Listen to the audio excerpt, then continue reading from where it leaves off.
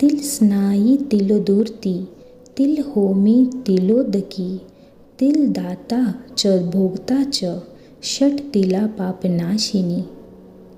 अर्थात तिल से स्नान करना, तिल का उपटन लगाना, तिल का हवन करना, तिल डाला हुआ जल पीना, तिल दान करना, तिल का भोजन में उपयोग करना, इस प्रकार 6 कार्यों में तिल का उपयोग करने से इसे षट तिला एकादशी माना जाता है, जो पापहारिणी है। आइए सुनते हैं षट तिला एकादशी की व्रत कथा। एक बार षट तिला एकादशी की महिमा सुनने देवर्षि नारद भगवान श्री कृष्ण के पास आए। भगवान श्री कृष्ण ने कहा, एक ब्राह्मण स्त्री थी। ब्रह्मचार्य का पालन करते हुए वह भगवान की आराधना करती थी।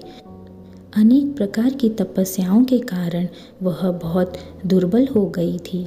उसने बहुत दान दिए, परंतु उसने ब्राह्मण और देवताओं को अन्न दान नहीं किया था। अनेक प्रकार के व्रत और तपस्या करने से वह शुद्ध हो गई थी, परंतु भूखे लोगों को कभी अन्न दान नहीं किया था। उसकी परीक्षा लेने के लिए मैंने ब्राह्मण के रूप में उसके घर जाकर भिक्षा मांगी। तभी उस ब्राह्मणी ने पूछा, हे ब्राह्मण, सत्य कहें कि आप कहाँ से आए हैं। मैंने सुनकर अनजान बताते हुए उसे उत्तर नहीं दिया। उसने क्रोध में भिक्षा पात्र में मिट्टी डाली। उसके बाद मैं अपने धाम लौट आया। अपनी तपस्या के प्रभाव से ब्राह्मणी मेरे धाम वापस आई। उसे संपत्तिहीन, सुवर्णहीन, धान्यहीन सिर्फ एक सुंदर महल मिला।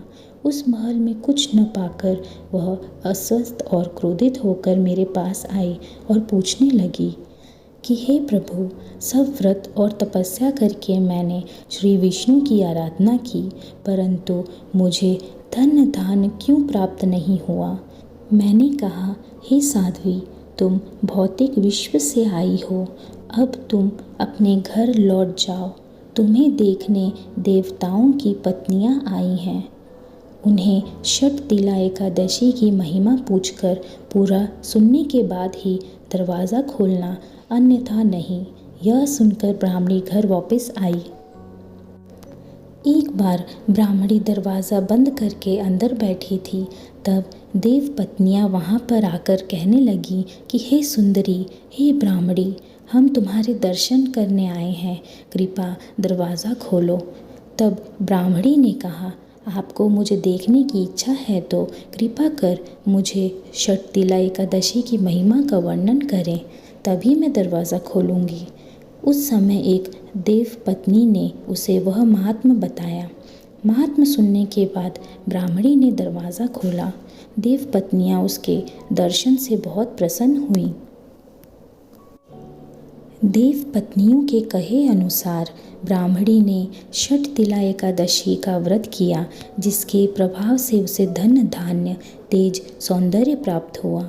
धन धान्य संपादन करने के लोभ दृष्टि से यह व्रत नहीं करना चाहिए। इस व्रत के पालन से अपने आप गरीबी दुर्भाग्य नष्ट हो जाता है। जो कोई भी इस तिथि को तिल दान करेगा वह सब पापों से मुक्त हो जाएगा। ओम श्री नारायणी नमः।